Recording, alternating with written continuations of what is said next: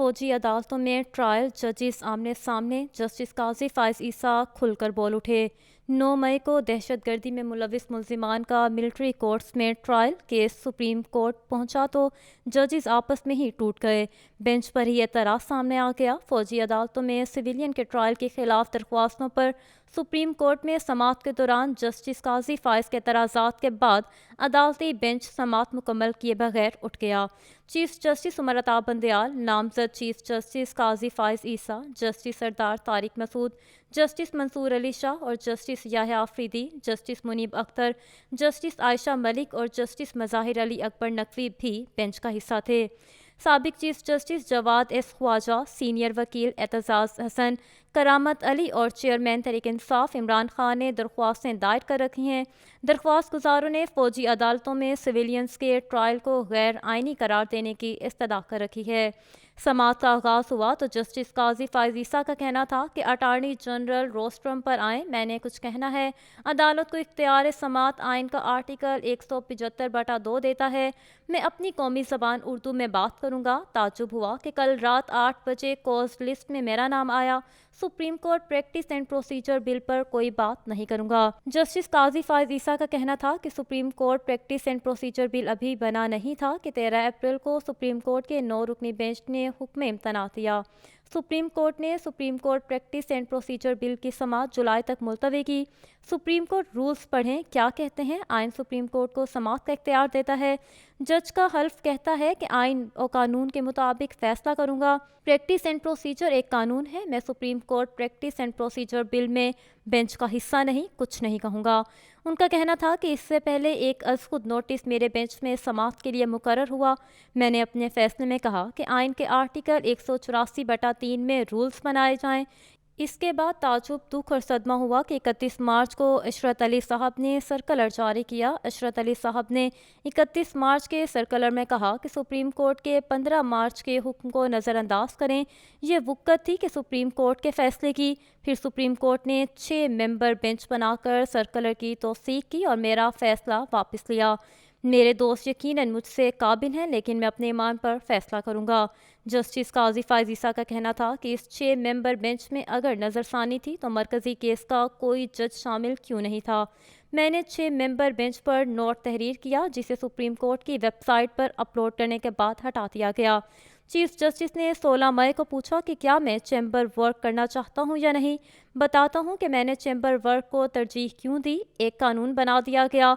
Benches की तश्कील से मुतालिक किसी पर उंगली नहीं उठा रहा, लेकिन मेरे पास ऑप्शन था कि हलफ की पासदारी करूं या अदालती हुक्म पर बेंच में बैठूं। मेरी दानिश में कानून को मुस्तरद किया जा सकता है, मुअत्तल नहीं किया जा सकता।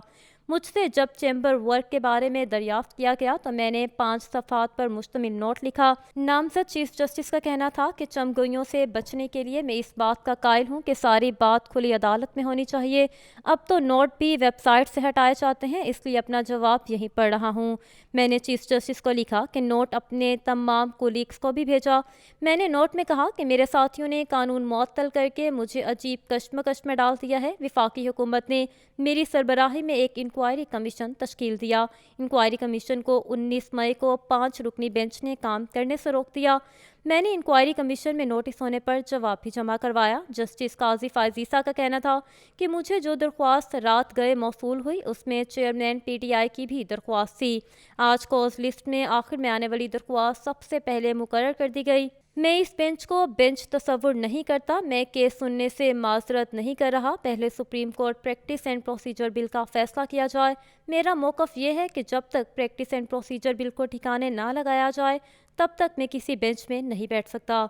उनका कहना था कि पहले supreme court practice and procedure bill का फैसला किया जाए। बेंच से उठ रहा हूँ, केस सुनने से माजरत नहीं कर रहा। मैं और जस्टिस सरदार तारिक मसूद इस कश्मकश में थे कि केस सुनने से माजरत करें या नहीं। सबसे माजरत चाहता हूँ।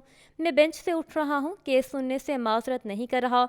जब तक supreme court practice and procedure bill का फैसला ना हो मैं इस अदालत को नहीं मानता। गुज़िश्ता रोज सुप्रीम कोर्ट में साबिक chief justice Jawad S Khawaja ने फौजी अदालतों के खिलाफ दरख्वास्त दायर की थी। Justice R Jawad S Khawaja ने दरख्वास्त वकील अजीज़ चुगताई के तवस्सुत से दायर की, जिसमें वजारत कानून, वजारत दिफा, पंजाब, खैबर पख्तूनख्वा, सिंध और बलोचिस्तान की सूबाई हुकूमतों को भी फरीक बनाया गया। درخواست میں موقف اپنایا گیا کہ میرا مقصد کسی جماعت یا ادارے کی حمایت یا حملے کو سپورٹ کرنا نہیں ہے، اس مقدمے میں کوئی ذاتی مفاد وابستہ نہیں۔ درخواست گزار کا مقصد مجرمانہ سرگرمیوں میں ملوث مشتبہ افراد کو بری کرانا نہیں۔ موقف میں کہا گیا کہ درخواست گزار ملزمان کے کسی فعل کی حمایت نہیں کرتا۔ عام شہریوں کے خلاف کیس چلانے کی فورم کرمنل کورٹس ہیں۔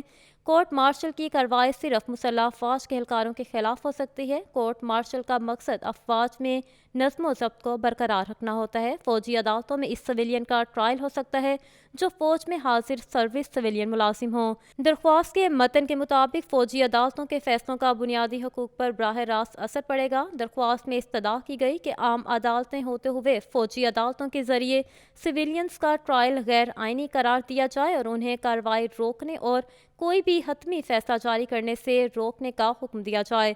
خیال رہے کہ جسٹس جواد ایس خواجہ 17 اگست 2015 سے 9 ستمبر 2015 تک چیف جسٹس پاکستان رہے ہیں۔